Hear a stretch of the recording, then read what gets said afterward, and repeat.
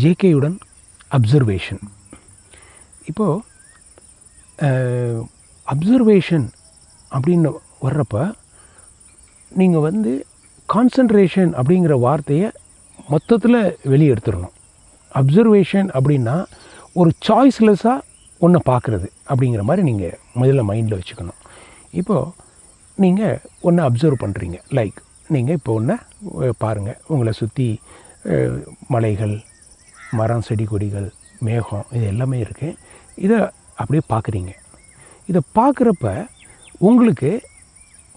உங்களுக்குள்ளுக்குள்ளே ஒரு மறுமொழி தோன்றுது. அதாவது அதை கான்சன்ட்ரேட் பண்ண சொல்லுது, அல்லது அது கவனத்தை குவிக்க சொல்லுது. கவனத்தை குவிக்கிறப்ப நீங்கள் பார்க்குறத வந்து அது மரம் அப்படின்னு சொல்லுது, அல்லது மலை அப்படின்னு சொல்லுது, அல்லது மேகம் அப்படின்னு சொல்லுது.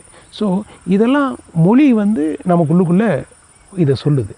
இதை நீங்கள் முதல்ல கவனத்திலேருந்து மெதுவாக அப்புறப்படுத்துகிற மாதிரி, அதாவது அதுக்கு ஒரு கவனம் கொடுக்க, அதை முதல்ல அதுக்கு சொல்லவும் விடாது, அதை சொல்கிறத கேட்குறீங்க. அடுத்து அந்த மொழி, அந்த வெர்பலைசேஷன், அதிலிருந்து மெதுவாக வெளியே வந்துடுங்க. ரைட்? இப்போ நீங்கள் ஒரு எஃபர்ட் இல்லாமல், ஒரு முயற்சி இல்லாமல், ஒரு ஆற்றலை செலவழிக்காமல் அப்படியே ஒரு ரிலாக்ஸ்டாக நீங்கள் உங்களை சுற்றி இருக்கிற விஷயங்களை அப்படியே பார்க்குறீங்க. This is observation. ரைட்? இந்த அப்சர்வேஷன் அப்போ உங்களுக்குள்ள நம்ம ஏற்கனவே பார்த்த மாதிரி ஒரு அப்சர்வர் ஒருத்தர் இருக்கிறாரு. இந்த அப்சர்வர் வந்து என்ன செய்வார் அப்படின்னா, அவர் ஏதோ ஒரு விஷயங்களை உங்களுக்கு சொல்ல பார்ப்பார். அப்சர்வர் அகைன் அவரும் அந்த மொழியினுடைய இதிலிருந்து தான் அவரும் அதை சொல்ல பார்ப்பார். இப்போ அப்சர்வர் இல்லாமல் நம்ம எப்படி அப்சர்வ் பண்ணுறது அப்படிங்கிறதையும் நம்ம புரிஞ்சுக்கணும். ஸோ அப்சர்வர் இல்லாமல் அப்சர்வ் பண்ணுறது அப்படின்றப்போ நீங்கள் தெரிஞ்சுக்க வேண்டியது என்ன அப்படின்னா, நம்ம ஐ பால்ஸ், அதாவது கண்ணின் கருவிழிகள் வந்து ஒரு ஸ்டில்லாக இருக்கிற மாதிரி, ஐ பால்ஸ் ஸ்டில்லாக இருக்கிற மாதிரி,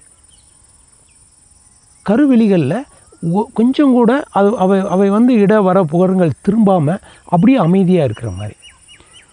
இதை ஜேகே என்ன சொல்கிறாங்க அப்படின்னா, கண்ணின் கருவிழிகளுக்கும் மூளையினுடைய நரம்புகளுக்கும் ஒரு தொடர்பு இருக்குது. இப்போ நீங்கள் கண்ணின் கருவிழிகளை ஆடாமல் அசையாமல் நிலை கொள்ள வச்சு ஒன்றை பார்க்குறப்ப மறுபடியும் கான்சன்ட்ரேஷனுங்கிறத உள்ளே புகுத்தாதீங்க. அப்படி நிலை கொள்ள வச்சு நீங்கள் பார்க்குறப்ப உங்களுக்குள்ளுக்குள்ளே என்ன ஒரு செயல் நடக்கிறத பார்ப்பீங்கன்னா, மூளையின் செயல்பாடு நிற்கிறத பார்ப்பீங்க, அப்சர்வர் இல்லாமல் இருக்கிறத பார்ப்பீங்க, நீங்கள் வெர்பலைசேஷன், அதாவது மொழியின் தாக்கம் இல்லாமல் இருக்கிறத பார்ப்பீங்க. இப்படியே இதை ஜேகே இன்னும் கூட இதை ஒரு இதாக சொல்லுவாங்க, ஒரு ஃபன் மாதிரி செய்யுங்கம்பாங்க, ஒரு விளையாட்டு மாதிரி. நீங்கள் இதை வந்து ஒரு சீரியஸான விஷயமா இல்லை, ஆனால் இதனுடைய எஃபர்ட் வந்து ரொம்ப ரொம்ப ரொம்ப உச்சபட்சமாக இருக்கும். பட் நீங்கள் இதை அந்த மாதிரி ஒரு இதில் அணுகணும். நீங்கள் அப்படியே பார்க்குறீங்க, மொழியின் தாக்கம் இல்லை, கண்கள் பார்க்குது, ஒரு குறிப்பிட்ட ஒன்றையும் பார்க்கல, உங்களை சுற்றி இருக்கிற எல்லா விஷயங்கள் மேலேயும் உங்களுடைய கவனம் இருக்குது.